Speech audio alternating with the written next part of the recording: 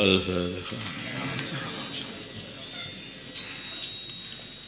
Bismillahirrahmanirrahim. Keputusan Bastul Masail Rebu 9 Safar 1445 Hijriah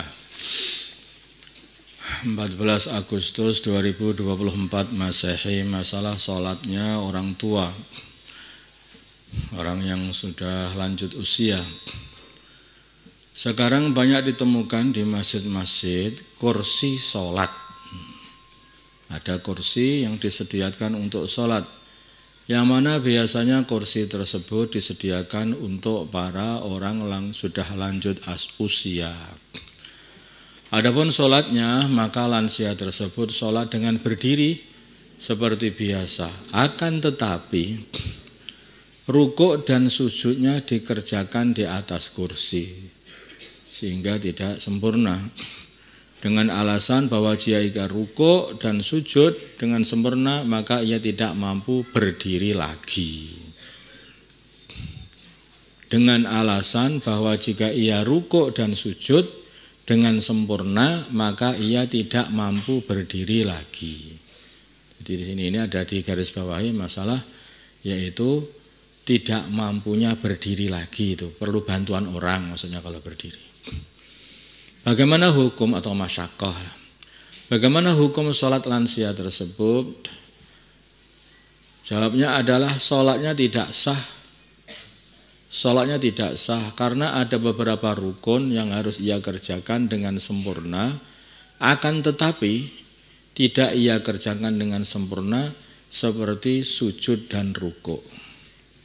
Seperti sujud dan rukuk. Ini tidak bisa disempurnakan, sujudnya terutama itu. Nah, terus bagaimana? Malah justru nanti caranya berbeda, enggak begitu caranya. Bagaimanakah tata cara sholat yang benar bagi orang yang sudah lanjut usia tersebut apabila sholatnya dihukumi tidak sah? Jawabnya adalah tata cara sholatnya yang benar bagi lansia tersebut yang tidak mampu berdiri tadi adalah sholatnya dengan berdiri, rukuk dan sujud secara sempurna pada rakaat pertama. Sholatnya dengan berdiri dulu, ya dah, paham ya? Berdiri dulu, kemudian rukuk dan sujud secara sempurna. Sebetulnya masih bisa rukuk dan sujud secara sempurna. Ini ada beberapa orang, sebagian begini, dia itu sholatnya berdiri, rukuknya juga masih sempurna. Ketika sujud duduk, ada yang begitu. Ketika sujudnya malah yang duduk di kursi. Ada yang dia ini sholat dulu, berdiri sempurna, kemudian duduk dulu baru rukuk. Padahal dia bisa rukuk dengan sempurna. Ini juga enggak benar juga. Kalau sujudnya juga tetap di kursi, tidak sujud dengan sempurna. Ini sama saja. Caranya bagaimana? Buat begini saja. Yaitu sholat dengan berdiri, rukuk dengan sempurna, dan sujud turun ke bawah kemudian dengan sempurna. Itu di rakaat pertama. Kemudian di rakaat kedua sholatnya atau berdirinya itu diganti dengan duduk. Ya, di rakaat kedua berdirinya sholat itu diganti dengan duduk. Kemudian rukuk seperti biasa diusahakan itu wajah itu sudah sampai ke depannya lutut. Nah, nanti sudah rukuknya sudah bungkuk sampai ke depannya lutut. Dan dengan menundukkan badannya seukuran keningnya sejajar dengan tempat di depan lututnya. Dilanjutkan dengan i'tidal, dengan duduk juga. Sedangkan sujud serta duduk di antara dua sujud dikerjakan dengan sempurna. Sedangkan sujud serta duduk di antara dua sujud dikerjakan dengan sempurna. Demikianlah hingga akhir sholat. Jadi sujud ini penting dalam sholat. Dalam sholat penting dari sholat. Makanya sujudnya kalau kita lihat lagi itu apa yang tidak boleh ditinggalkan di sini ini, yang mesti sempurna, yaitu justru sujudnya. Makanya itu salahnya begitu, nggak boleh ditinggalkan. Salat pertama bisa sempurna semuanya, salat kedua yang kurang sempurna yaitu berdirinya diganti dengan duduk dan rukuknya diganti dengan condong, kemudian sujudnya masih bisa sempurna. Bukan kok berdirinya diganti sempurna, kemudian rukuk dan sujudnya diganti serpan tidak sempurna, enggak, malah yang disempurnakan yang sujudnya. Jarak antara imam dengan makmum, hampir setiap masjid, apalagi masjid besar, kita menemukan garis-garis shaf yang dibuat untuk para jamaah. Setiap shaf satu sama lain memiliki jarak yang sama dari shaf depan samping belakang. Akan tetapi ini masalah, yang berbeda adalah jarak antara imam dengan makmum. Kalau antara makmum shaf 1 dengan shaf belakangnya itu semuanya sama, biasanya ada 1 meter 20 meter, seperti itu, 1 meter 20. Tapi ini masalah imam, antara imam dengan makmum yang berdiri akan tetapi yang berbeda adalah jarak antara imam dengan makmum yang berdiri di shaf pertama. Jarak antara dua shaf ini lebih renggang dan lebih jauh dibandingkan jarak shaf antar jamaah. Ini banyak kita temui seperti itu kalau kita lagi khuruj. Banyak seperti itu.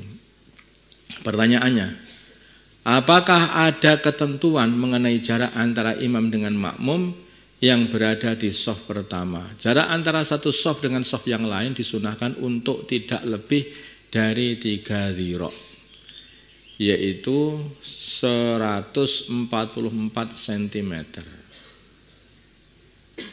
1,5 meter lah kurang lebih. 1,5 meter. Baik antara shaf imam dengan makmum atau antara shaf makmum dengan makmum belakangnya lagi. Sama. Tidak lebih dari yaitu 144 atau 3 dhira' atau 1,5 itu aja lah. 1,5 cm, ini takribi saja. 1,5 meter. 150. Dan jika ini dilanggar maka hukumnya makruh.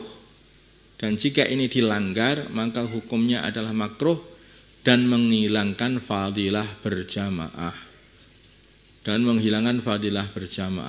Sedangkan menurut Imam Romli yang hilang hanyalah fadilah sunnahnya shaf saja. Fadilah shaf yang benar saja. Jamaahnya masih dihitung mendapatkan sunnah berjamaah. Sunnah shaf itu enggak dapat. Menulis Al-Quran ketika haid. Bagaimana hukum menulis Al-Quran bagi wanita yang sedang haid? Jawab, apabila tidak ada niat dirasah, yaitu sebagai bacaan Al-Quran, maka hukumnya boleh.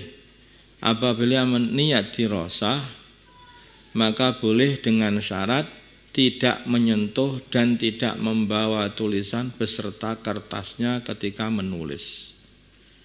Maka boleh dengan syarat tidak menyentuh tulisan dan tidak membawa tulisan beserta kertasnya ketika menulis.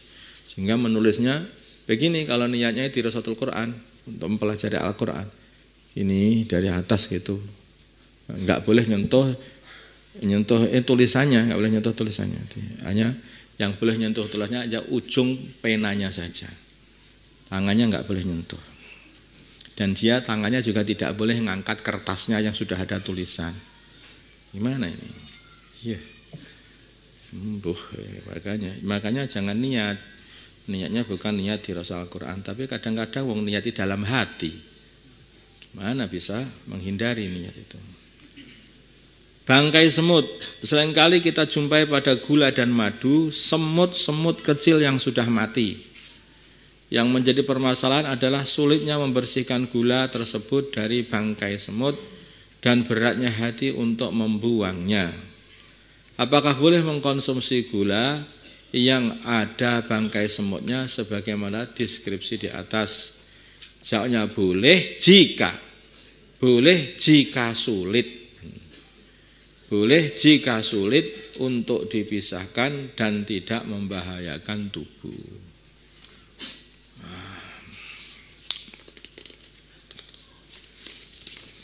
Fis. Pun. Allahumma salli ala sayyidina Muhammad wa ala ali sayyidina Muhammad wa salli ala sayyidina Ibrahim wa ala ali sayyidina Ibrahim.